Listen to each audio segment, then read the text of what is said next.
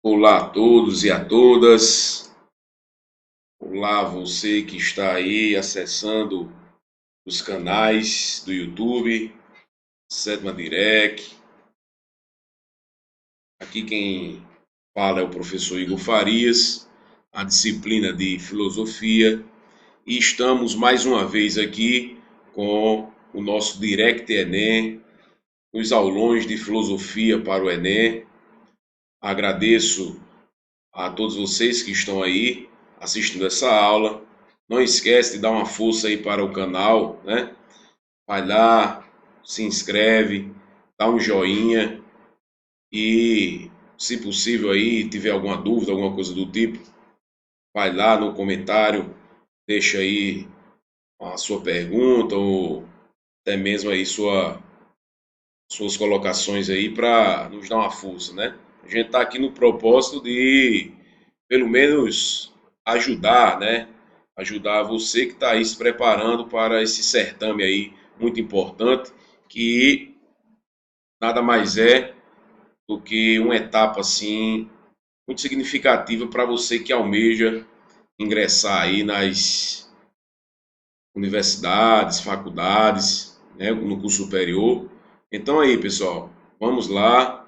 É, a perspectiva é essa, o propósito é esse, de tentar ajudar a quem tem interesse em dar prosseguimento aí nessa etapa aí, nessas etapas, digamos assim, da sua formação formal aí, beleza?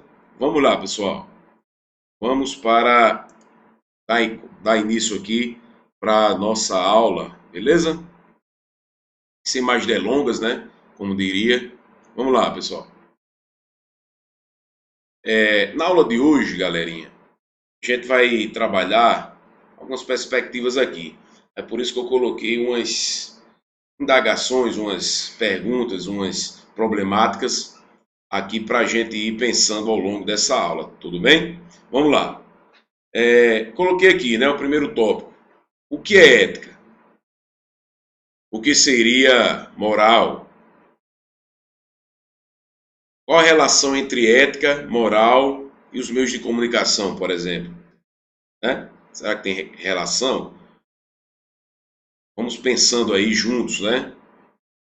Como está sendo o compromisso ético em tempos de pós-verdade, né? Ou seja, quando a gente vê que esses fatos, ou digamos assim, essas questões mais objetivas, muitas vezes elas são colocadas de lado e dão corpo aí, às vezes dão voz a outras perspectivas, às vezes de apelos emocionais, enfim, né? É, como está sendo o exercício ético nas redes sociais, por exemplo, né, quando a gente fala em fake news, quando a gente muitas vezes se depara, né, com aquela falsa impressão do anonimato e de repente a gente comete, sei lá, por exemplo, alguns crimes, né, como prática de racismo, né, aquele cyberbullying, ou muitas vezes disseminando informações falsas, né, como eu havia falado. Então é só para a gente ver que a possibilidade dessa discussão aqui ela é bem ampla. Aqui são só alguns exemplos, tá bom, pessoal? Não é nada, digamos assim, fechado, mas é algo apenas para a gente ver que está dentro dessa perspectiva aí, tá bom? Trouxe aqui para vocês, só para a gente, para nos ajudar a pensar, a refletir aí, tá bom? Trouxe aqui para vocês uma, uma passagem aqui, né, de uma obra de Platão, né, de uma passagem lá, que ele fala sobre o mito do anel de Giges, beleza? E que diz assim, é, vamos provar que a justiça só é praticada, né? Isso aí, no caso, essa fala aí, pessoal, ela vindo desse personagem, né? Como eu acho que eu falei para vocês nas aulas, em alguma aula passada aí, a obra de Platão ali, ela tinha como passagens ou diálogos que Sócrates tinha com os transeuntes, ou seja, com as pessoas que passavam, ou muitas vezes esses diálogos com conhecidos, com pessoas que estavam ali na convivência dele, e toda essa obra platônica ela se baseia nesses diálogos que Sócrates, né, que foi o mestre de Platão, tinha com as pessoas. Então, assim, nessa aqui, a gente está destacando, né, essa perspectiva aqui, né, dessa personagem ali, né, um dos personagens que estavam ali interagindo com Sócrates, né, ele começou a colocar essa perspectiva aí, tá bom? Então vamos ver aqui o que esse diálogo aqui de Platão ele colocou aqui para a gente, né, desse mito do Anel de Giges, para a gente pensar, refletir e abrir nossa memória aqui e a gente começar, além desse aulão, ele ter essa perspectiva desse direcionamento para o Enem, ele também trazer, ele ser também edificante, digamos assim, para você que está nos assistindo aí, tá bom? Vamos lá, pessoal. Mito do Anel de Giges, né? E Glauco colocou assim, ó. Vamos provar que a justiça só é praticada contra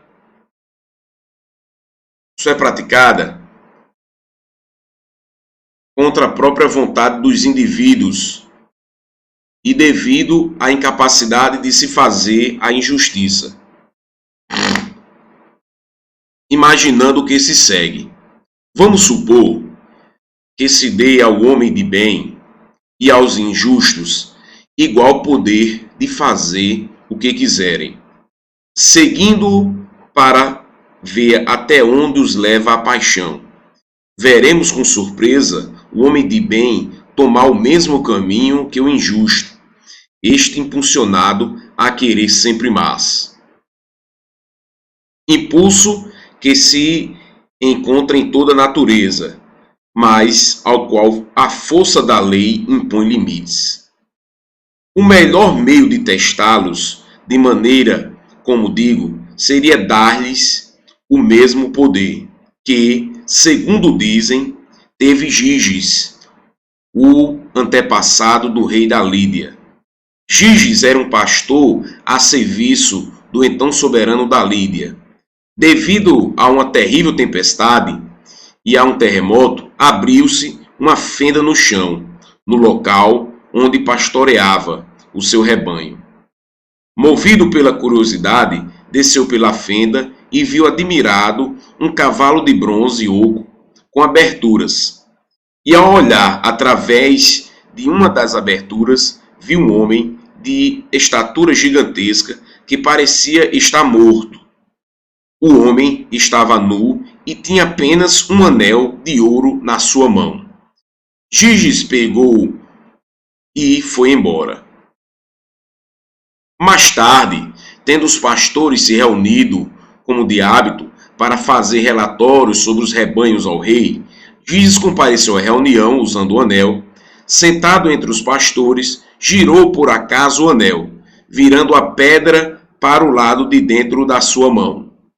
Imediatamente tornou-se invisível para os outros, que falavam dele como se não estivesse ali.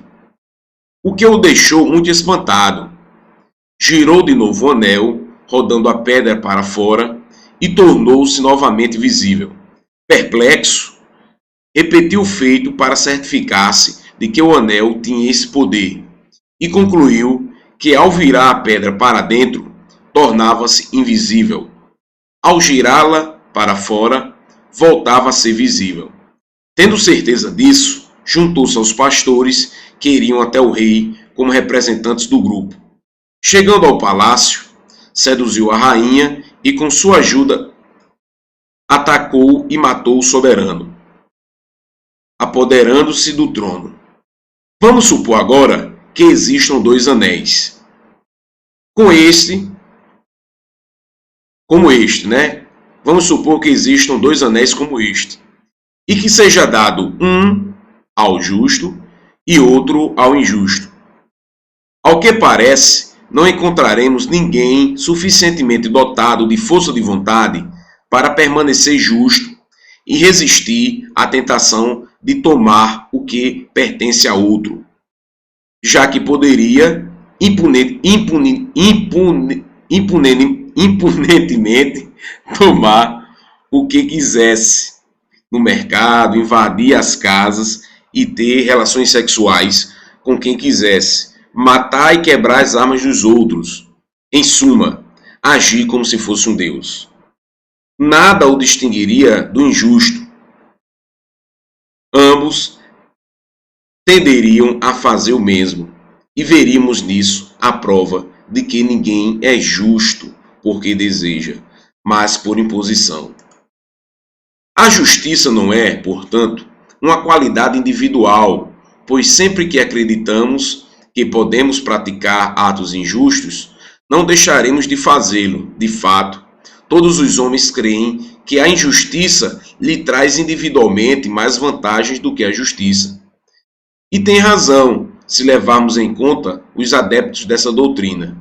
Se um homem que tivesse tal poder não consentisse nunca em cometer um ato injusto e tomar o que pertence ao que quisesse de outro, acabaria por ser considerado por aqueles que conhecessem o seu segredo como o mais infeliz e tolo dos homens. Não deixariam de elogiar publicamente sua virtude, mas para disfarçarem, por receio de sofrerem eles próprios algumas injustiças. Era isso que eu tinha a dizer. Então, pessoal, isso aí é um trecho, né? Um trecho aí desse personagem ali, nessa fala, nessa conversa que ele teve aí com Sócrates, né? Nessa obra de Platão, ele falando sobre esse mito do Anel de Giges e falando dessa perspectiva, né? Eu não sei para quem é mais atento aí, né? Quem tem mais essas perspectivas aí, né? É muito parecido com a obra ali, né, quem também já assistiu os filmes, do Senhor dos Anéis, né? O anel lá que você tinha também esse poder de deixar o indivíduo invisível, né? Então é o que ele colocou. Ele colocou na seguinte perspectiva, né, pessoal? Ele colocou na perspectiva o seguinte, né, do mito do anel de Giges, que imagine aí um anel que tivesse esse poder de fazer, entre aspas, com que você ficasse impune. Ou seja, como você estaria invisível, né? Você estaria ali invisível, então você não teria ou não sofreria, né, de acordo com essa anedota aqui, digamos, não sofreria punições, né? Então ele levanta essa questão, ele diz, ó, e aí, será que quem aparentemente tem um comportamento justo, se soubesse que não seria punido, será que cometeria atos, né, de injustiça, atos, digamos assim, condenáveis, se soubesse que nada lhe afetaria, né? Então ele coloca nisso, ele coloca nessa perspectiva. Então, assim, pessoal, o que vocês acham sobre isso? Né? Quem acha que, por exemplo, fazendo nessa perspectiva aí, quem acha que as pessoas agiriam de maneira justa, mesmo tendo a possibilidade de saírem impunes? Ou quem vocês acham que, sabendo, tendo a certeza da impunidade, cometeriam atos de injustiça? Para Sócrates, né, ele, quando ele ouve essa passagem, ele não concorda com essa perspectiva, né? Nós devemos, ou pelo menos deveríamos, né, de acordo com a perspectiva dele, para ser um ato justo, né, temos uma ação virtuosa, uma ação ética, né? Nós não podemos agir simplesmente porque temos medo da punição. Se nós de repente agirmos de maneira ética, de maneira justa, né? Simplesmente por medo, por receio de sermos punidos, então, de fato, assim, grosso modo, nós não somos efetivamente pessoas que detêm da virtude, né, das perspectivas éticas, né, e morais. Apenas estamos ali porque estamos agindo de acordo com o sentido ou a intenção, né, digamos assim, da autopreservação, né? Se eu só ajo justo ou deixo ou não cometo nenhuma injustiça porque eu tenho medo de ser punido, então de fato eu não tenho internalizado ou num caráter intrínseco qualidades ou perspectivas que eu conservei ao longo da vida, morais ou éticas. Simplesmente eu estou tentando me autopreservar, né? E a autopreservação, a gente sabe que é um dos instintos mais básicos do ser humano, mas não apenas do ser humano, mas também de vários animais, né, que a gente encontra na natureza, né, esse instinto de autopreservação. Então ele faz, né, depois Sócrates vai fazer uma crítica justamente nessa linha, né? Se eu ajo apenas de maneira justa, né, ou seja, de acordo com a moralidade, de acordo com a ética, mas apenas porque eu tenho medo da punição, e se de repente, né, como coloca aqui nessa história, tivesse um utensílio mágico que tivesse ou que proporcionasse a perspectiva de sair impune, e você agisse de maneira injusta, então nada mais, nada menos do que você estaria sendo uma pessoa ética ou justa apenas por conveniência, para se preservar. Eu, em algumas aulas, né, com algumas vezes aí, discutindo, falando, conversando com alguns alunos, né, às vezes eu pergunto para eles assim, eu digo, ó, e aí galera, vocês acham que existem anéis de giges contemporâneos ou odiernos, ou seja, da atualidade, sim ou não? Aí às vezes, oh, não, não existe não. Ah, seria bom demais, professor, se a gente tivesse um anel desse. Eu digo, não leve na literalidade, né, do anel, mas será que não temos outros formatos, outras perspectivas desses anéis, né, de um sentido mais da atualidade, contemporâneos? Por exemplo, será que algumas pessoas não detêm de subterfúgios ou de perspectivas que fazem com que elas saiam de certa forma assim impunes em determinadas situações? Por exemplo, talvez um anel de giges contemporâneo seja o poder político que algumas pessoas têm, né? Talvez um anel de giges contemporâneo, né, seja o poder econômico ou o alto poder econômico que algumas pessoas têm. Talvez um anel de giges odierno ou contemporâneo seja a influência devido a algum cargo, né, que essa pessoa tenha. Faz sentido ou não? Faz sentido de que temos, talvez atualmente, né, fazendo uma linguagem, uma perspectiva mais transversal, faz sentido encontrarmos, né, nessa fala aí de Glauco coloca, nesse diálogo platônico aí, alguns anéis de giges que fazem com que determinadas pessoas saiam impunes e outras não tenham essa possibilidade.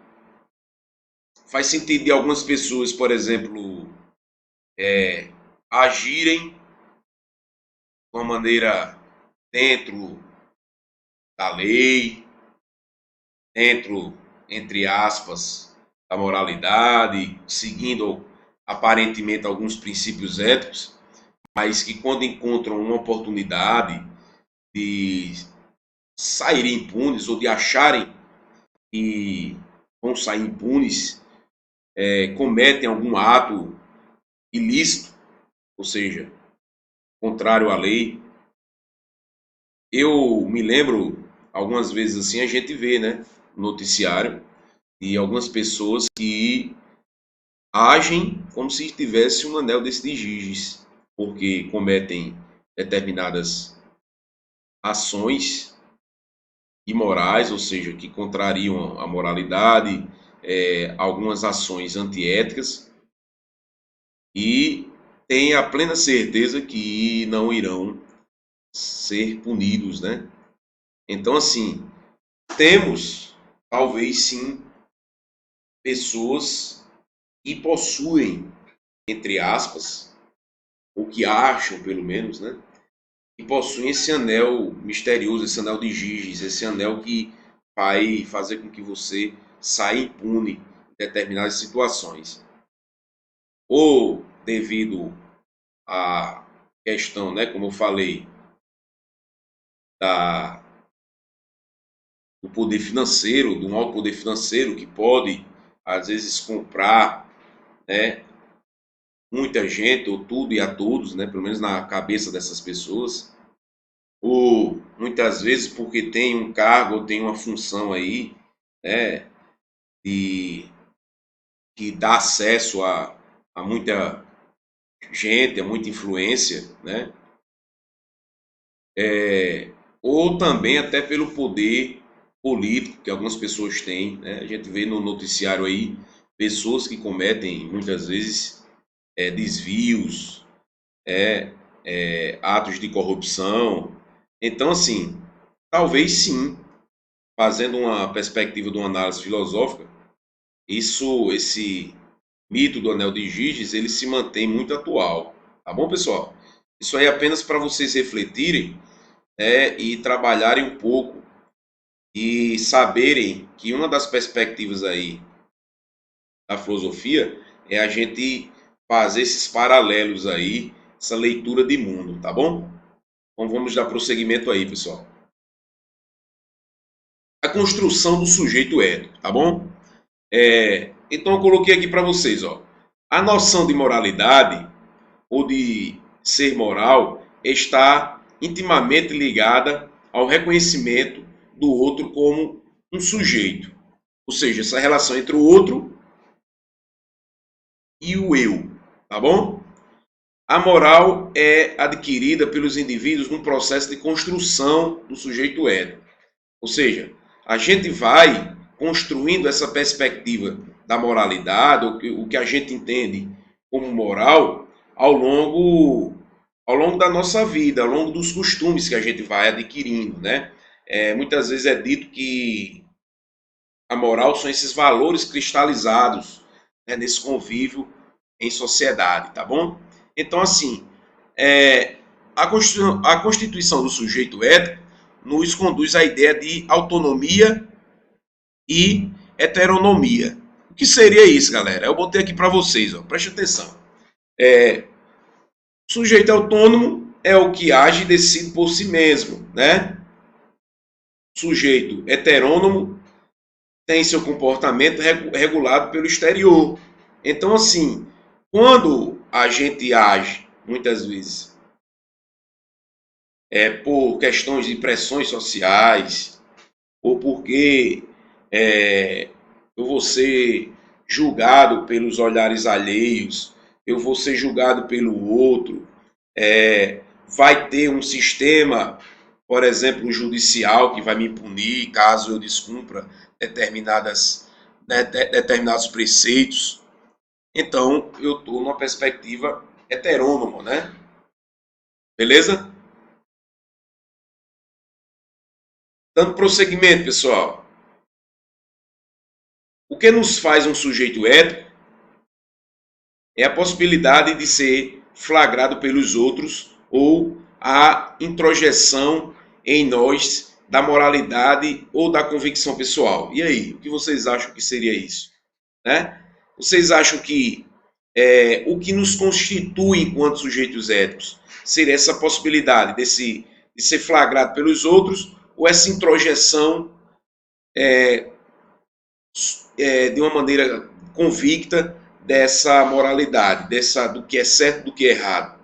Né? Então, assim, nós teremos duas perspectivas. Uma, né, que seria essa primeira alternativa, revela um comportamento um pouco amadurecido, ou infantil, porque, como a criança, age para evitar a punição e receber a recompensa. Ou seja, seria naquela perspectiva de que se eu vou agir apenas porque eu tenho medo da punição, eu teria, quer queira, quer não, apenas uma perspectiva um pouco mais individualista, né? Uma perspectiva mais, digamos assim, sem pouca reflexão, sem pouco amadurecimento. Seria como a gente estava falando aqui, né? Aquela perspectiva na qual a ação ela não parte de mim, ela não parte de dentro de mim porque eu acho que é o correto a se fazer aquilo. Pelo contrário, eu faço porque se eu não fizer, eu vou ser punido, ou eu vou ser preso, por exemplo, quem comete um crime, eu fico com medo do externo, e não estar, né, dentro dessa perspectiva, dessa intersubjetividade, essa coisa que é dentro do sujeito, tá bom? Aí aqui, pessoal, a gente vai fazer uma distinção básica aqui sobre essa perspectiva aí, né, dessa distinção entre moral e ética, né? É uma distinção que a gente sempre, vez ou outra, a gente sempre faz, pessoal.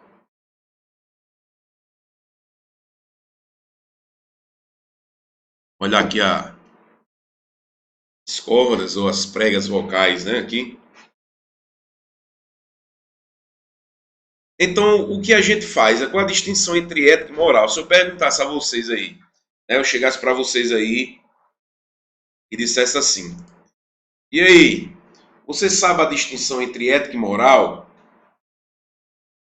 Alguém saberia dizer? Escreva aí no comentário, escreva aí embaixo aí. Escreva aí embaixo aí. Vou olhar a sua resposta. Olha a sua resposta, dá um ok, dizer se você está no caminho certo, se é isso mesmo ou não. Escreve aí, escreve, beleza? Então, o que seria essa distinção entre moral e ética? São palavras diferentes? São palavras distintas ou não? Ou são algo igual ali? Primeiro de tudo, pessoal, a gente tem que saber que essa perspectiva aí entre moral e ética, né, elas têm, digamos assim, o termo etimologicamente, a gente tem origens, digamos assim, distintas. Etimologicamente, temos origens distintas desses termos, né? Digamos assim. Ética vem do termo grego ethos, né? Que significa modo de ser, digamos assim, uma das traduções, tá bom? E moral teria uma origem, digamos assim, latina, né? O termo, a expressão moral vem de mores, o mos, que significa costume. Por que isso? Por essa distinção. Qual a importância da gente ver essa distinção, né? Logo ali, nos primórdios ali, né, na antiguidade, digamos assim, esses termos elas foram uma tentativa de uma tradução. Traduziram o termo ética, o ethos, como mores ou mor, o mos também. Então, até então tinham algum significado semelhante, porém, com o passar do tempo, pessoal, começaram a ter, a haver uma espécie de distinção, né? Uma distinção contemporânea, tá bom? Então vamos ver aqui e discutir algumas dessas perspectivas, tá bom? Então vamos lá. Vocês estão acompanhando aí pelo slide, tá bom? Ó, Moral é um conjunto de regras socialmente aceitas a respeito do bem e do mal em determinada época e lugar. Beleza? Salva isso aí na mente aí, anota. Beleza? Que isso é importante. A ética é uma reflexão sobre os princípios que fundamentam a vida moral. Enquanto a moral responde pelo fazer concreto, o que seria esse fazer concreto, pessoal? Vai, pensa aí. Seria nessa prática do dia a dia? Ah, faz sentido, né? A ética pergunta sobre o que é o bem e o que é o mal.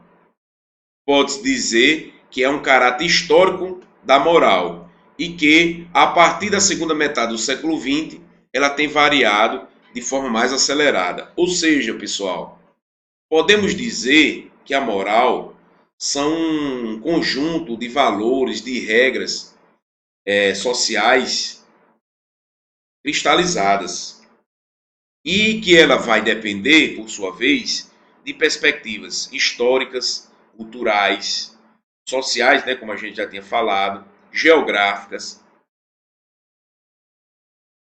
Por quê? Por quê? Porque é o seguinte, pessoal, se a gente for parar para pensar, a noção que a gente tem de moral ou de moralidade, ela varia nesses aspectos que eu falei, tanto nos aspectos históricos, geográficos, sociais, culturais. Por exemplo, nossa perspectiva ou nossa noção do que é moralmente correto ou não, do que é moralmente válido ou não, ela varia, por exemplo, numa perspectiva histórica. Você acha que no Brasil, né, século XXI, ano 2020, a noção ou algumas perspectivas de moralidade são as mesmas, por exemplo, do Brasil no século XVI, no século XVIII? Ou houve mudança de lá para cá? Se a resposta for sim, mudou, a noção que a gente tem de moralidade, ela mudou ao longo do tempo, ao longo desse tempo histórico aí, então vemos uma das características ou uma das perspectivas aí da moralidade. Ela vai depender da época, vai depender desse tempo aí também. Outra perspectiva, no ponto de vista, digamos assim, cultural. Você acha que, por exemplo, a perspectiva, o entendimento que a gente tem de moralidade, ele é o mesmo aqui no Brasil, por exemplo, do que, sei lá no Japão, na Índia? Você acha que as mesmas perspectivas do que a gente entende de moralidade aqui no Brasil é a mesma em outro país, como esses que eu citei? Se a resposta for não, e que, por conseguinte, muda de uma cultura para outra, então a gente viu mais outro viés aí, né, dessa questão da moralidade, né, sobre essas regras que são socialmente aceitas em uma dada sociedade, em um dado tempo histórico, em uma determinada cultura. Vamos pegar esse aspecto aí também, que envolve, né, o que eu já falei também, né, dessa questão cultural, mas vamos falar também dessa perspectiva geoespacial, né? Então, se ela muda de uma localidade para outra, por exemplo, um país como o Brasil, que é um país que tem uma dimensões muito grandes, assim, o pessoal diz, né? Todo mundo diz isso, dimensões continentais, né? Então, pega um país imenso como o Brasil. Será que algumas perspectivas do que a gente dessas regras socialmente aceitas, elas variam, por exemplo, de no interior do Rio Grande do Norte, né, no Nordeste, interior do Rio Grande do Norte, para, sei lá na região Norte, muda algum viés, algum entendimento, alguma perspectiva muda? Se você vir que algumas regras socialmente aceitas, elas mudam, então também temos outra característica, tá bom? E isso vai ajudar você a entender um pouco mais sobre essas perspectivas. Por quê, pessoal? O conceito ali, né, quando a gente vê esse conceito aí de moralidade, esse conceito aí de ethos, de ética, de mores, tal, a gente começa a ver o seguinte, e esses costumes, esse modo de ser, né, o que é certo ou errado, ela vai ter essa variação, né? Ela vai ter uma perspectiva de uma coletividade. Não é, só fulano de tal que acha e pronto, não é assim não. Quando a gente fala em regras socialmente aceitas, a gente está falando disso. É de uma coletividade, tá bom? E a ética, pessoal, seria essa reflexão sobre a moral, essa espécie de interpretação desses comportamentos morais. Então, ela vai buscar uma perspectiva mais, digamos assim, universal. Alguns traduzem como ciência, o estudo sobre a moral, tá bom? A palavra ética. Mas a gente vai ver aqui, vai esmiuçar, destrinchar um pouco mais aqui para vocês. Conjunto de valores e regras já existentes quando nascemos, damos o nome de moral constituída. Ou seja, quando nós já estamos aqui, né? Melhor, vou reformular. Quando nós nascemos, quando nós, digamos assim, chegamos nesse mundo aqui, a gente vai ver uma série de regras que elas já são existentes, elas já existem. A gente chega já, o jogo já está acontecendo, né? Digamos assim, brincando assim, né? Eu chego e já chego na metade do jogo, ou seja, eu chego, o mundo está aí. Eu tenho que me adaptar e começar a entender essas regras. Então, é mais ou menos isso quando a gente fala, beleza? Dessa moral constituída. Essas regras existentes desde quando nascemos. Nós nascemos e já pegamos o bonde andando, né? Que nem diz a expressão. Beleza? Vamos lá. Contudo, os indivíduos possuem liberdade e, por isso, a moral constituída precisará passar sempre pela aceitação consciente das pessoas. Ou seja, com o passar do tempo, essa questão dessa moral constituída ela pode ir sendo revista, ela pode ir sendo mudada, modificada, ela pode ir sendo alterada aos poucos, de acordo com o quê? Com a dinâmica da vida, ou a dinâmica social, ou a dinâmica do mundo, beleza? A vida moral exige a aceitação da tensão entre o dever e a liberdade. A liberdade de virtude decorre da disposição e da coragem para querer o bem, não como ato ocasional, mas pela repetição do agir moral. Ou seja, não é algo que é, digamos assim, do acaso. É algo que vai ali pela repetição, pela essa compreensão que ela vai sendo construída, ela vai sendo modificada. Não é um ato isolado, não é algo isolado, não é algo que vem assim isoladamente. Beleza? Liberdade e determinismo. O que seria isso, pessoal? Essa perspectiva de liberdade e determinismo. Podemos distinguir três concepções de liberdade. A liberdade como vontade ou livre-arbítrio, que remonta a Aristóteles, ganha força nas discussões dos primeiros teólogos, como Agostinho, por exemplo, e influencia a filosofia moderna. Ou seja, o que seria essa questão do livre-arbítrio? Seria essa possibilidade de eu ter a possibilidade de fazer algo, o que eu quero, né, a todo momento. O que seria isso, né? Seria essa perspectiva de fazer o que eu quero. Seria mais ou menos isso, pessoal, levando em consideração alguns determinados, esses citados aí já filósofos. Porém, a diferença é que quando a gente fala em livre-arbítrio, não é agir simplesmente o que me dá na telha, né? Mas agir dentro de uma perspectiva intersubjetiva, que eu estou considerando a ação de uma perspectiva de um agir ético, de um agir moralmente correto, sabe? Não é simplesmente fazer o que eu quero.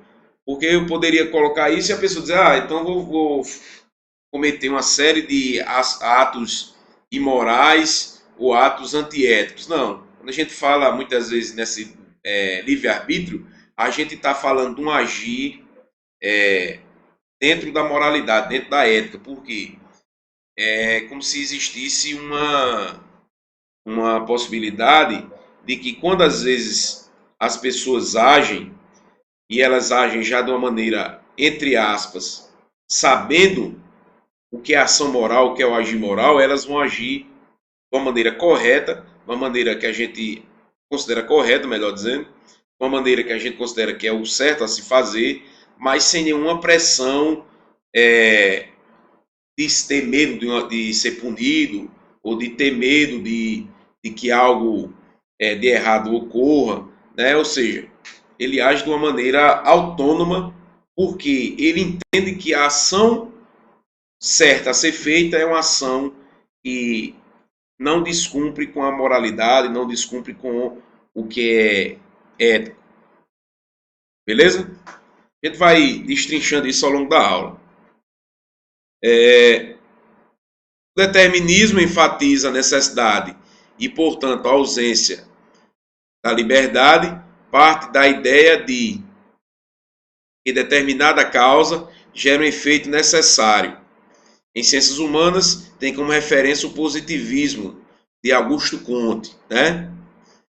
A liberdade situada é a concepção que afirma, ao mesmo tempo, a determinação e a liberdade, ou seja, há situações que não escolhemos, mas é sempre possível uma ação sobre elas. Então a gente vai aqui vendo aí essas perspectivas aí sobre a ética, sobre liberdade, determinismo. Nossas ações elas já são pré-programadas ou nós temos possibilidades de agir de uma maneira mais livre, tá bom?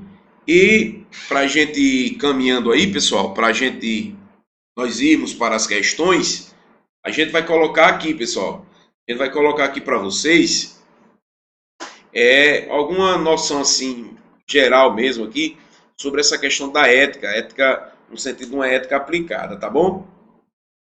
Mas antes disso, pessoal, eu vou falar com vocês aí para a gente ver, ou pelo menos algumas noções, né, rapidamente aqui, o que seria algo sobre a moralidade. A gente falou de maneira sucinta, né? São os valores cristalizados dentro de uma sociedade, tendo em vista a perspectivas históricas, sociais, culturais, né? E moralidade seria isso, né? A moral seria o que a gente considera certo, o que a gente considera correto dentro de uma dada sociedade, dentro de um determinado momento, que isso pode variar, enfim. A gente viu aí. Mas o que seria, por exemplo, algo imoral? O que seria algo imoral? Seria, pessoal, pela dedução lógica que a gente faz, seria aquilo, né? Ou alguém, por exemplo, alguém que a gente diz, fulano está imoral. Seria algo ou alguém que não segue as regras da moralidade, ou seja, não segue as regras sociais. Beleza?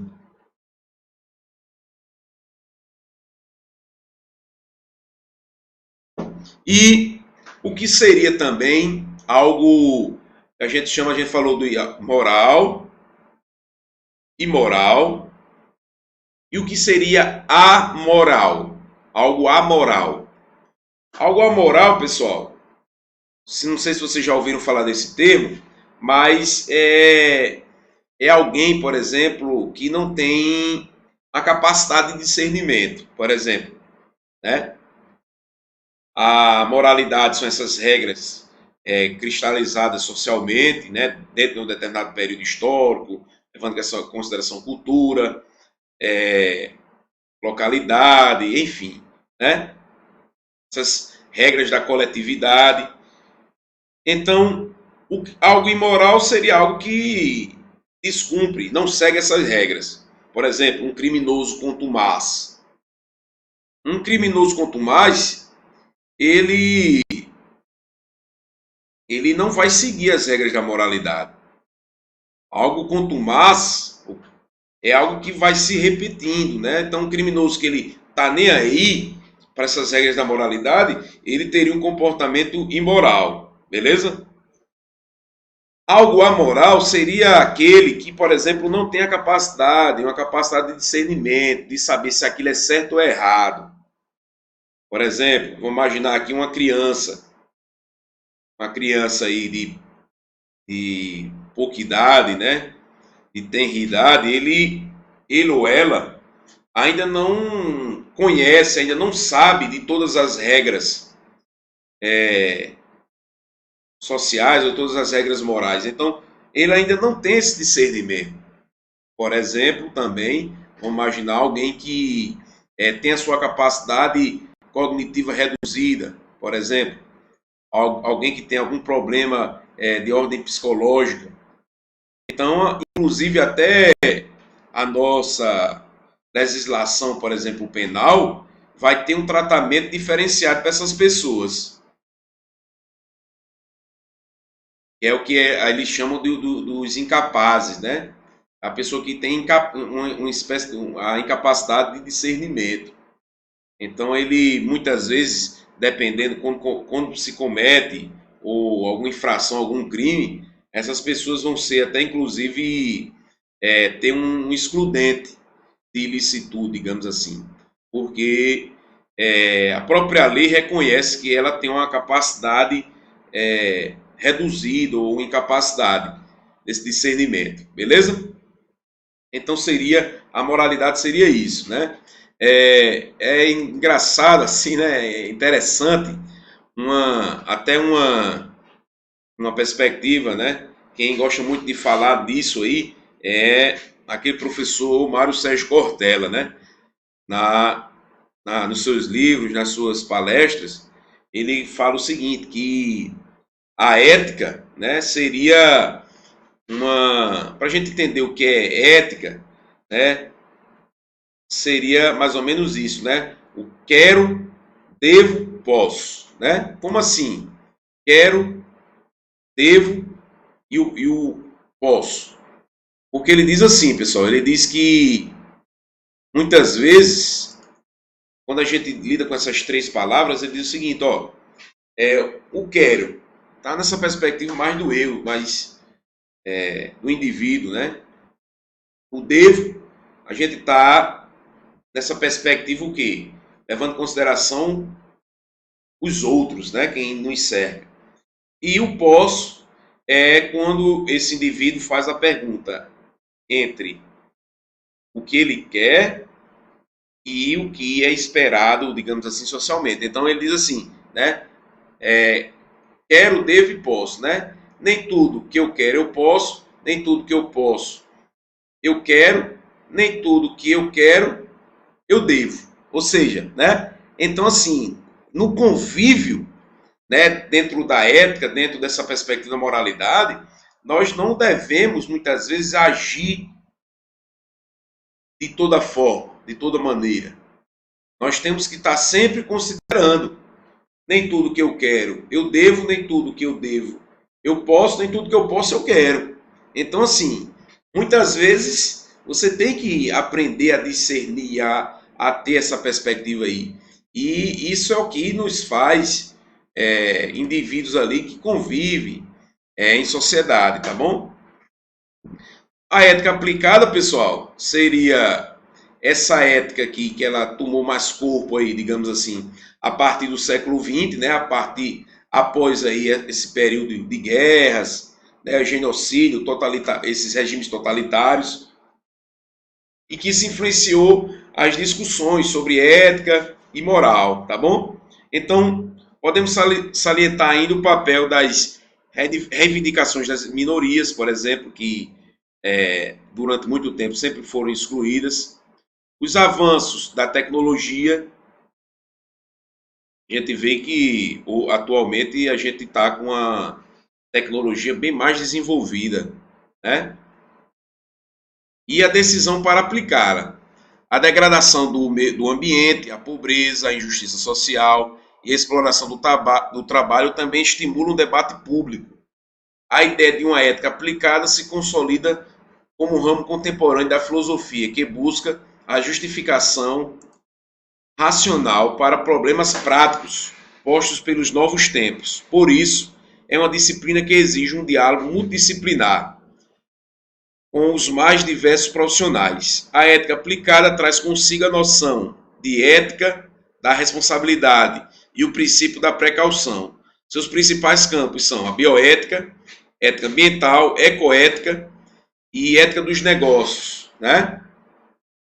Pessoal, essa perspectiva dessa ética aplicada, né, a gente vê, né, como a gente viu aí logo no início do slide, que foi após aí, principalmente, e se intensificou mais a partir do século XX, com essas mudanças de paradigmas sociais, de perspectivas, né?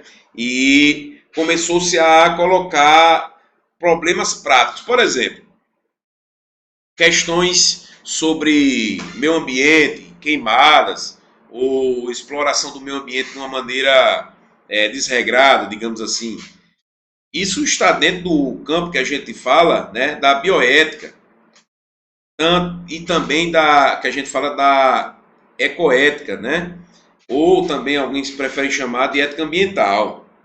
Podemos explorar a natureza de uma maneira desregrada, desmedida. Isso é um problema, isso é um paradigma, um problema ético que a filosofia ela se depara. E esse campo da ética aplicada, ela é transversal, ela é multidisciplinar. Por quê?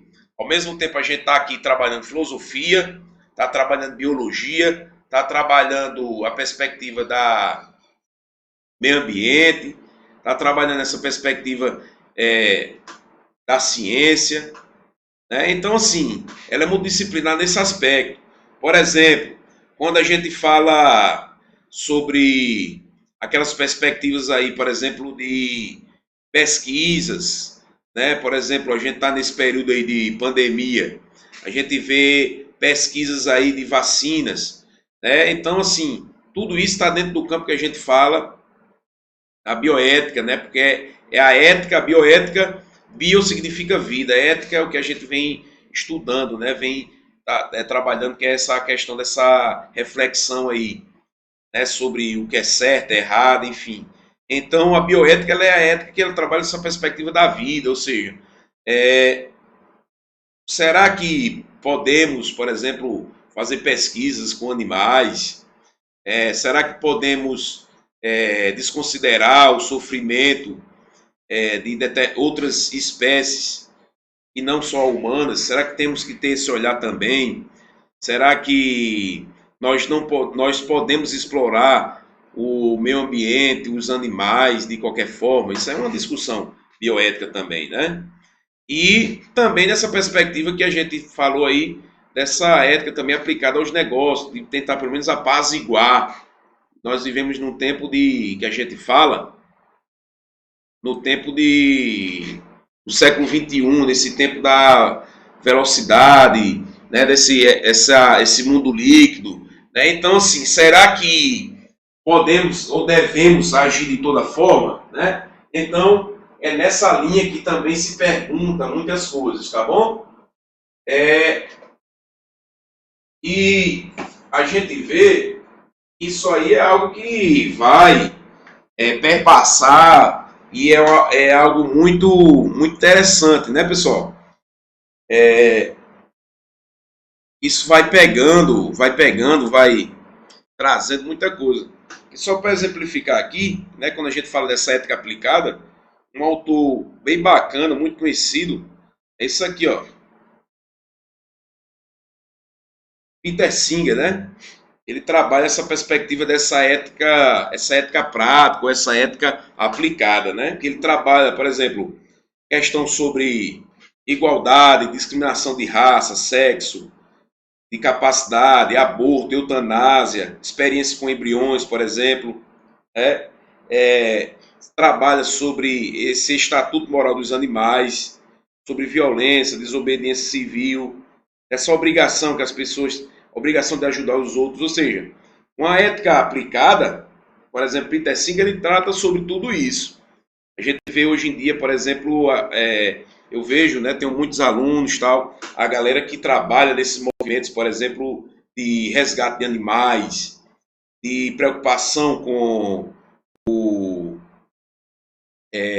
animais abandonados, né? Tudo isso aí, e é impulsionado um pouco, né? Embora que às vezes, muitas vezes não se saiba, mas é impulsionado sobre ou a partir dessas discussões éticas, essas discussões que vão se aflorando nos tempos de hoje. Acabou-se aquele tempo de a gente, ele até coloca, né? Acabou-se esse tempo aí de você achar ou você desconsiderar as outras espécies. A gente achar que só o ser humano que deve ou que merece e que ele tem uma espécie de como é que eu posso falar assim um termo de carta branca para explorar tudo e a todos, inclusive de se achar o dono do planeta, né? E de explorar outras espécies. Então, assim, é nessa linha aí que ele trabalha, né? Que Peter Singer coloca essa questão, tudo isso influenciando essas mudanças climáticas.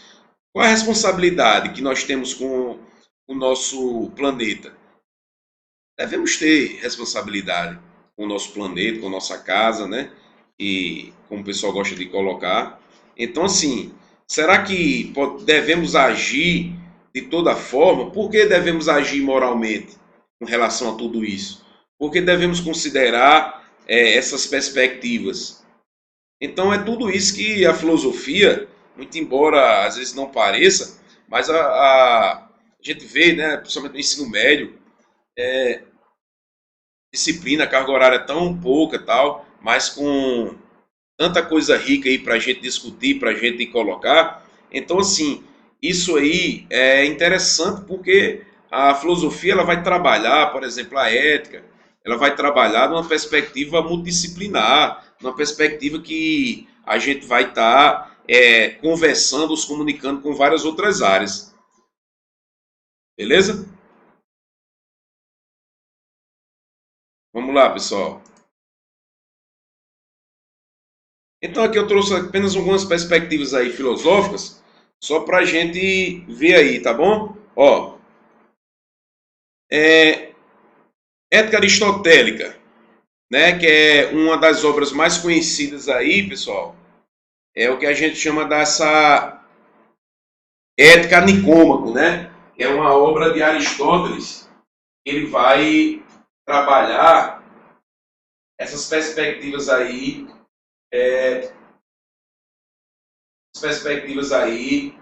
sobre essa ética. É também chamada, pessoal, também chamada de ética dos costumes.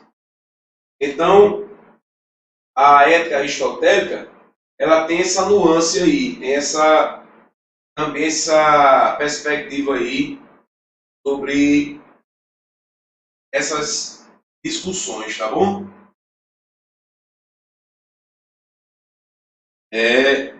Também, pessoal, vamos ver o seguinte, ele vai trabalhar essa perspectiva de quê? Da virtude, né, que seria essas que a gente chama de areté, o termo grego. Vai trabalhar também, pessoal, essa questão que a gente chama, né, dessa paideia,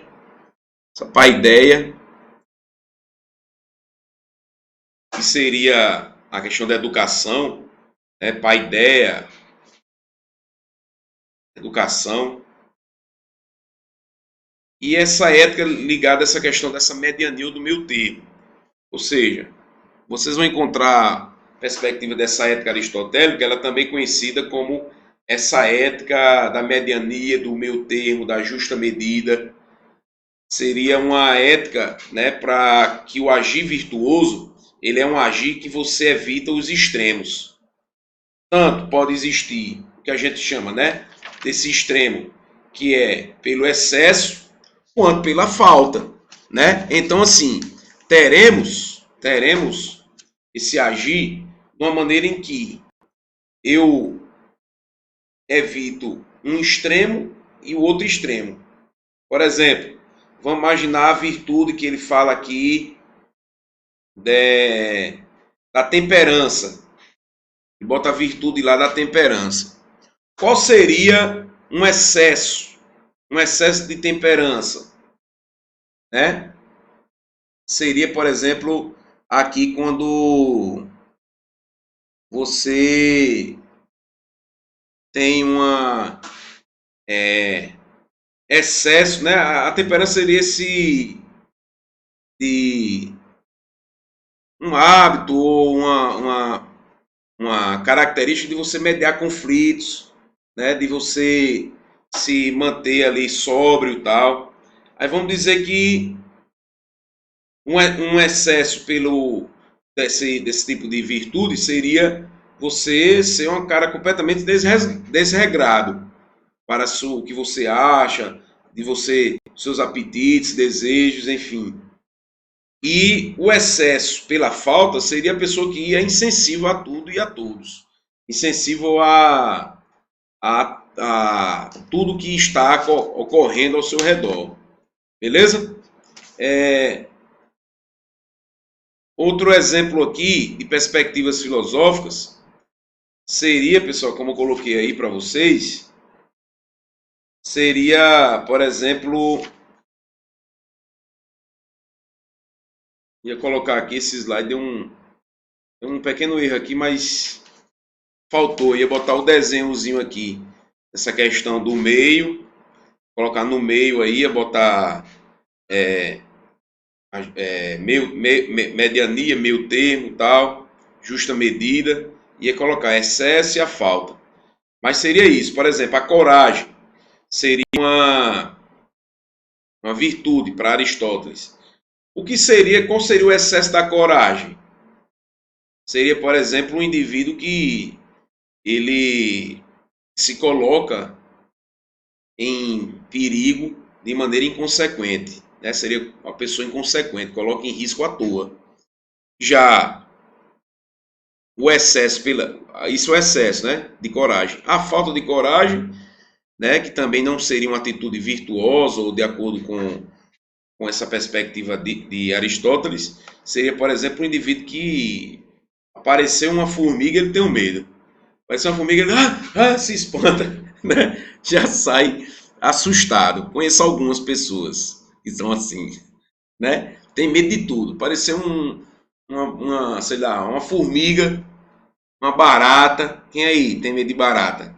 Né? A pessoa já sai assustada. E o que seria, então, o meu termo? Seria aquela pessoa que age de maneira corajosa no momento certo. Aí você pode dizer, não, professor, então a coragem, o excesso de coragem é algo bom. É nada. Vamos dizer assim, por exemplo, que o cara chega aqui, o cara vai para, sei lá, um zoológico ou algum local assim. Vamos dizer que tem um animal selvagem. Aí o cara diz, rapaz, o cara vai almoçar de perto aí. Esse leão aí, ele pode lhe matar. Sai de perto, não chega nem perto não, porque é arriscado. Eu não tenho medo não. Eu vou lá. O cara vai lá, por exemplo, querer alisar, fazer carinho ali num leão, por exemplo. O leão devora ele. Então assim, né? Estou exagerando para vocês perceberem. Então, na perspectiva aristotélica, isso é um excesso de coragem, que termina sendo, digamos assim, algo que não contribui para esse agir virtuoso, tá bom? Vai ser algo que vai ser um exagero. Então, esse exagero, ele não é positivo. Para ele, o agir positivo nem é no excesso, nem é na falta de uma determinada virtude. Porque essa falta, essa insuficiência, ela é uma espécie de deficiência também. Então, o meu termo, a justa medida, né? Eu agir de uma maneira, digamos assim, equilibrada. A palavra é essa, agir de maneira equilibrada, de acordo com Aristóteles. Beleza? numa perspectiva de uma ética kantiana, que a gente chama de ética do dever, né? Tem o que interessa aqui para a gente essa questão do imperativo categórico, que diz mais ou menos assim, ó, age de tal modo que essa sua ação possa ser universalizada, ou seja, é a ação que ela não é uma ação individual, é uma ação que ela tenta ser para todo mundo. Por exemplo, imagina aí uma ação em que essa ação ela possa servir para todo mundo. Por exemplo, você sempre deve fazer essa pergunta de acordo com Kant. Vamos imaginar que, cara, eu encontrei uma, sei lá, uma carteira ou uma bolsa com dinheiro, por exemplo. Aí eu encontrei, olhei para um lado, olhei para o outro, e essa bolsa, essa carteira de dinheiro, não tinha ninguém próximo ali. Aí eu cheguei, disse, achado não é roubado, né? Não é assim que a gente faz, o que as pessoas costumam fazer, né? Esse ditado aí. Então, imagina aí, você chega, aí vai e bota o dinheiro, leva o dinheiro. Mas para Kant, a ação ela deve passar sempre por esse crivo do imperativo categórico. Por exemplo, eu tenho que me perguntar, eu posso querer que todo mundo que achar um objeto que é de outrem ou que é de outra pessoa levar como se fosse seu? Se a resposta for sim,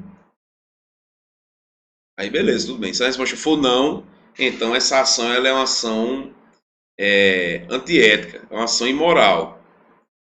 Não posso agir de uma maneira que prejudique as pessoas ou que eu naturalize determinados comportamentos. Então ele faz uma diferenciação entre agir conforme o dever e agir por dever. Agir conforme o dever é quando a gente age de maneira a querer como se fosse age de uma maneira correta aos olhos das pessoas, aos olhos da sociedade. Porém, ela é uma ação que ela tem um interesse particular por trás. Tem um interesse de uma autopromoção por trás. Por exemplo, vamos imaginar esse mesmo exemplo aqui da carteira ou da bolsa de dinheiro, cheio de dinheiro. Aí eu encontrei, aí devolvi, mas só que eu chamei várias emissoras de televisão, vários jornais para cobrir a matéria e eu ficar como sendo o quê? O honesto. Igor, o honesto, encontrou uma bolsa cheia de dinheiro, vamos imaginar que seja uma bolsa, uma mala, né? Uma mala com R$ 1 milhão e entregou. O homem mais honesto do Brasil. Diga aí. Eu agi conforme o dever, ou seja, eu agi de uma maneira que cumpri a lei, cumpri o que é esperado dentro de uma ação dita como moral, entre aspas. Porém, eu estou me promovendo. Eu estou tirando benefício daquela ação. Entende? Isso seria o agir conforme o dever. Então, para ele, se o propósito é se promover, tem um interesse individual por trás, então não é legal esse tipo de ação. Aí, o que seria agir por dever? Agir por dever é quando eu não viso ou eu não procuro nada em troca. É quando eu ajo da maneira moralmente correta, de uma maneira que vai ser eticamente válida, porque simplesmente é o certo a se fazer. É o certo a se fazer. Eu não estou querendo benefício algum com aquilo. Eu não estou querendo me promover, eu não estou querendo tirar vantagem. Não estou querendo ganhar às custas dessa ação. Por exemplo, hoje em dia, com o advento das redes sociais, esse agir conforme o dever, ficou muito mais fácil de ser identificado. Eu vi, por exemplo, uma charge que era tipo uma pessoa como se fosse tirando uma selfie, né? O celular tirando uma selfie e como se fosse dando um dinheiro, dando uma ajuda, sei lá, para na charge lá era como se fosse o pessoal, como se fossem os mendigos, pessoal em situação de rua. Então, assim, nessa charge, a pessoa ela está criticando o quê? A pessoa agiu conforme o dever ou agiu por dever? Ela agiu porque ela ajudar era o correto a se fazer, ela não queria nada de troca ou ela queria se promover? Né? Então, esse agir conforme o dever seria quando você quer se promover, por exemplo. E agir por dever é quando você age sem esperar nada em troca, às vezes nem diz, as pessoas nem sabem que você está ali ajudando ou fez uma ação correta, né? Então, é isso aí, é tipo naquela, né? Vamos pegar o exemplo do anel de Giges. Quando você age porque tem medo de uma punição, quando você quer se promover, isso é agir conforme o dever. Agir por dever, quando você, independente de não ter ninguém lhe filmando, né? Digamos assim. Não tem ninguém lhe filmando, não tem ninguém vendo, você age da maneira correta porque é o correto, é o certo a se fazer. Beleza? Outra perspectiva aí, pessoal, para a gente se caminhar para as questões, seria essa ética utilitarista ou utilitarismo, né? De John Stuart Mill e também de Jeremy Bentham, né? Que é esse princípio da máxima felicidade possível. Né? Ou seja, seria uma perspectiva na qual eu tento maximizar a felicidade e diminuir o que causa sofrimento, o que causa angústia. Por exemplo, numa perspectiva mais, digamos assim, uma perspectiva, digamos assim, como é que eu posso dizer para vocês, assim, num termo mais fácil da gente falar aqui, seria quando eu tento trazer o máximo de benefício. Por exemplo, imagine só, vamos imaginar que eu tenho uma casa, a pessoa tem uma casa, uma determinada pessoa tem uma casa. Uma casa, ela mora sozinha, por exemplo. Mas só que esse determinado local, ele precisa ser, nesse determinado local que essa casa está lá, né? Ela precisa ser, seria muito bom se tivesse um hospital, né? Seria muito bom se tivesse um hospital. Então, de acordo com a ética utilitarista, ou seja, que visa essa utilidade, que visa esse princípio da máxima felicidade ou de beneficiar o maior número de pessoas, essa casa poderia, por exemplo, ser utilizada como uma justificativa para uma desapropriação, né? Mediante uma indenização, obviamente, né? De acordo com as leis aí vigentes, para ser construída. Não, mas e o direito da pessoa lá? Né? Ele também não, tudo bem, mas só que de acordo com o paradigma, o princípio utilitarista, esse hospital beneficiaria ou proporcionaria uma máxima felicidade possível ou a maior quantidade de benefícios para o maior número de pessoas. Então seria mais ou menos, eu peguei esse exemplo aqui na hora, seria mais ou menos isso. Quando você visa maximizar os benefícios para o maior número de pessoas. Beleza? Vamos lá para as questões, pessoal, que eu estou olhando aqui a hora e a gente também, nós teremos já pouco tempo aqui, o pessoal já da produção aqui já está me chamando aqui para me dando o sinal aqui, dizendo que o tempo já está chegando no limite, tá bom? Beleza, produção? Tudo bem, tudo bem. Vamos aqui. Enem 2017. Uma pessoa vê-se forçada pela necessidade a pedir dinheiro emprestado. Sabe muito bem que não poderá pagar mas vê também que não lhe emprestarão nada, se não prometer firmemente pagar em prazo determinado. Sente a tentação de fazer a promessa, mas tem ainda consciência bastante para perguntar a si mesma: não é proibido e contrário ao dever livrar-se de apuros desta maneira? Admitindo que se decida a fazê-lo, a sua máxima de ação seria: quando julgo estar em apuros de dinheiro, vou pedi-lo emprestado e prometo pagá-lo, embora saiba que tal nunca sucederá. Ou seja, o cara, a pergunta que faz é o seguinte: ele está ali, né, precisando de dinheiro, sabe que não vai ter como pagar e vai pedir emprestado. Então, isso aí seria uma ação que ele sabe que é imoral, ele sabe que é antiética. Aí ele se pergunta, ó, que aqui seria uma tradução do imperativo categórico. Posso querer que todo mundo, quando se achar em apuros de dinheiro, pedir emprestado sabendo que não vai pagar? Né? Então isso aí seria o chamado o quê, pessoal? Na linguagem popular. Seria aquele velhaco, né? Que o pessoal chama do velhaco. O cara sabe que não vai pagar e pede dinheiro emprestado. Seria mais ou menos isso. Esse exemplo aí. Então, ele coloca, né, nesse imperativo categórico: posso querer que todo mundo que se encontre em apuros peça emprestado, sabendo que não vai pagar mesmo de todo jeito? E aí vem o comando da questão. Ó. De acordo com a moral kantiana, a falsa, entre aspas, né, a falsa promessa de pagamento, representada no texto, aí alternativa A, assegura que a ação seja aceita por todos a partir da livre discussão participativa. Seria isso, pessoal?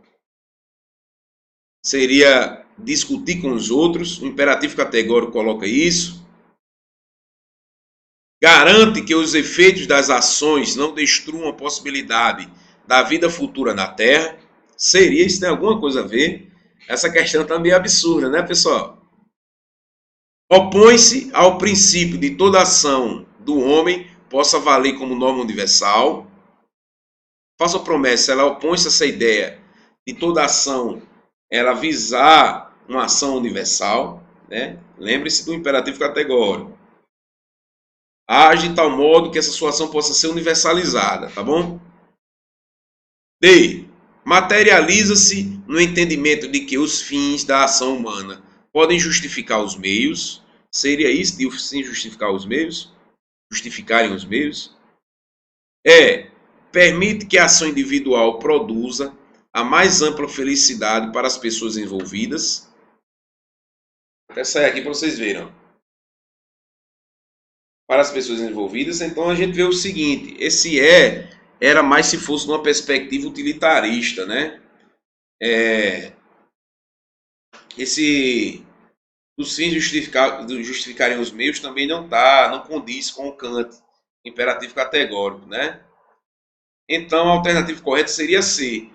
Né? Essa falsa promessa de pagamento, ela opõe-se ao princípio de que toda ação do homem possa valer como norma universal. Ou seja, o imperativo categórico, ele tenta criar uma norma universal. Ou seja, quando você se deparar com uma situação, aí Kant coloca o seguinte: ó, veja se ele se enquadra no imperativo categórico, age de tal modo que essa situação possa ser universalizada. Então você coloca, né? Ele botou, ó, posso, quando encontrar em apuros, agir, mesmo sabendo que não vou pagar, tal, né? Mais ou menos ali no texto. Então a gente vê que a questão correta seria a C. Essa falsa promessa, você prometer que vai pagar, mas não vai pagar, né?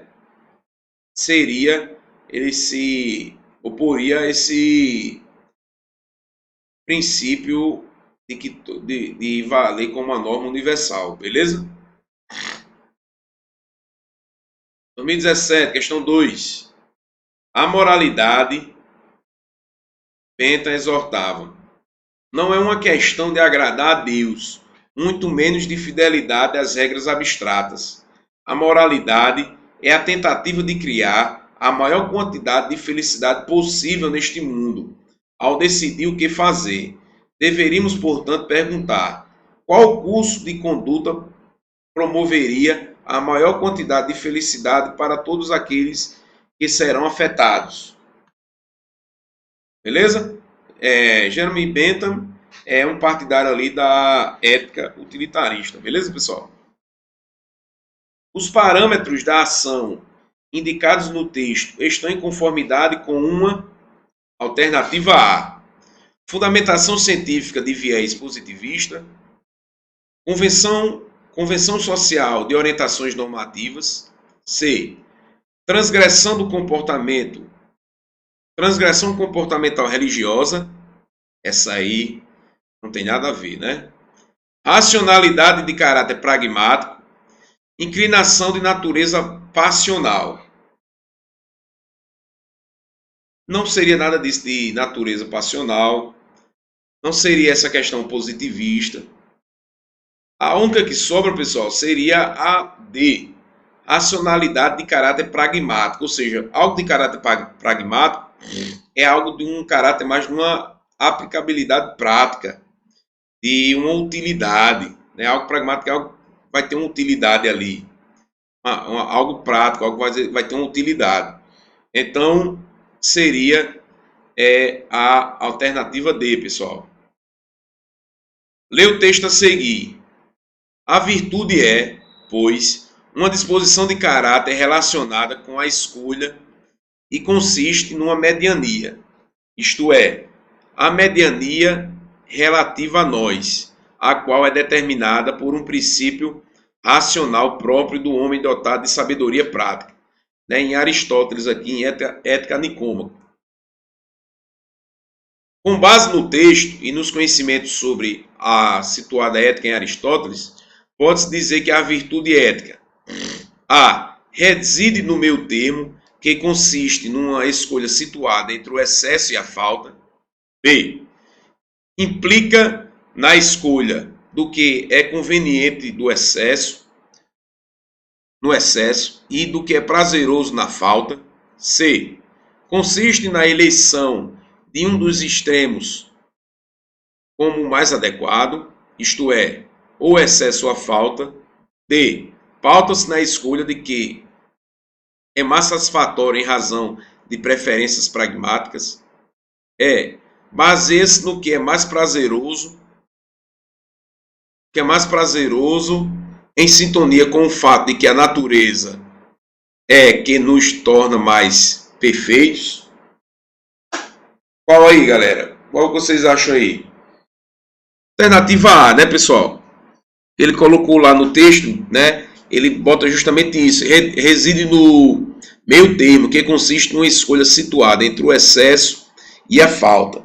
Ou seja, para ele, o meio termo, né? Você nem poderia uma ação virtuosa, né? Uma ação dentro dessa perspectiva ética aristotélica, nem era uma ação nem faltando, nem excedendo, né? Seria essa justa medida, você agir em conformidade com essas perspectivas, tá bom?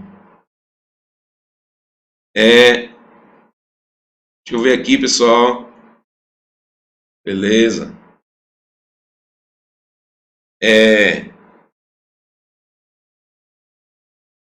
Só, aqui nós encerramos essa aula, né? Vamos aguardar aqui o calendário para possíveis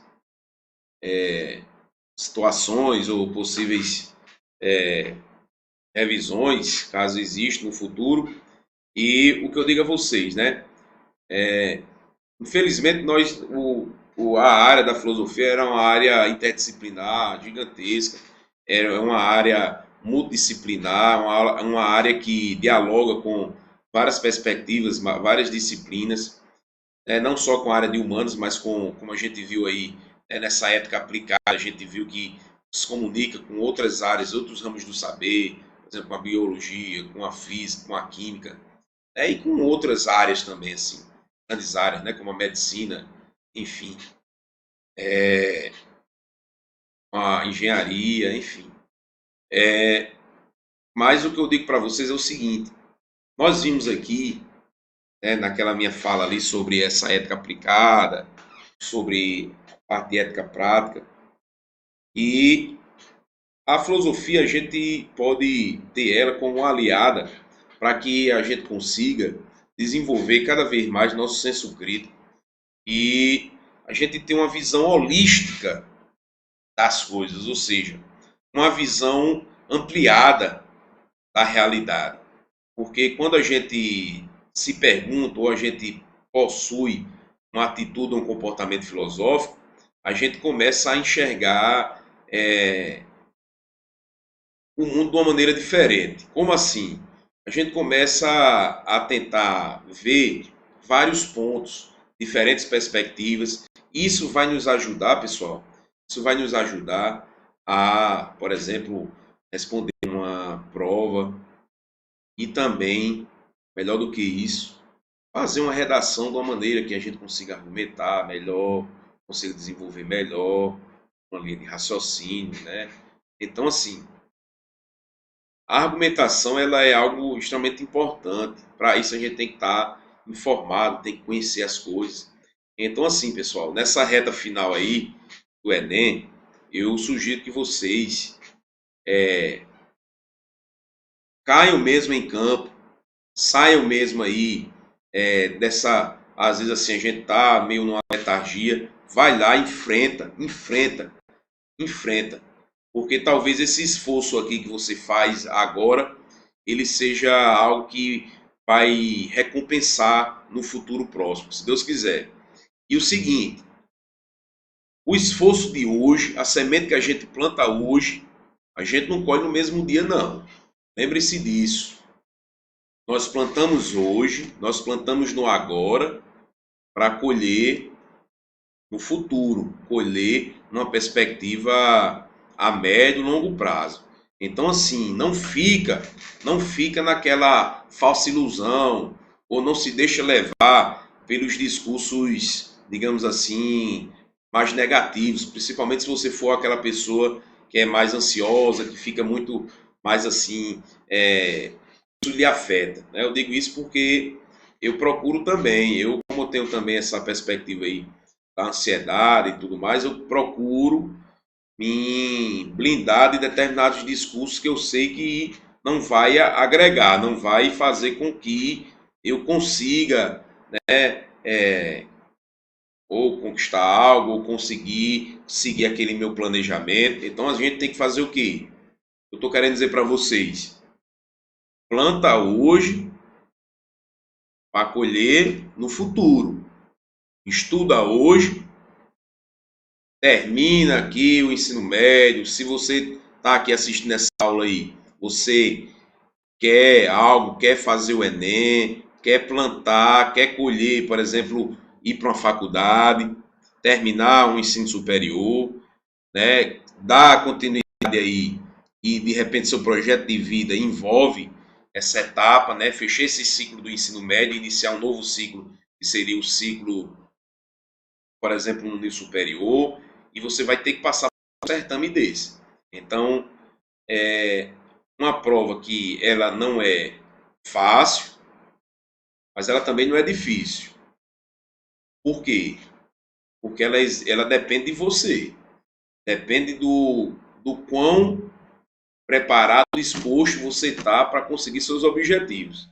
Se você estiver disposto a conquistar seus objetivos, seu projeto de vida, então, para você, todo esforço vai valer a pena.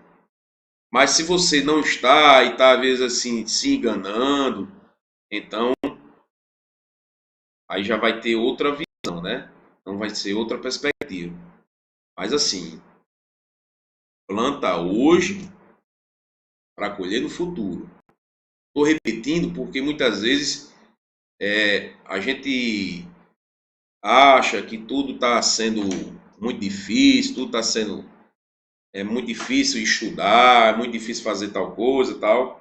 Mas assim, se as pessoas conseguem, é porque é possível.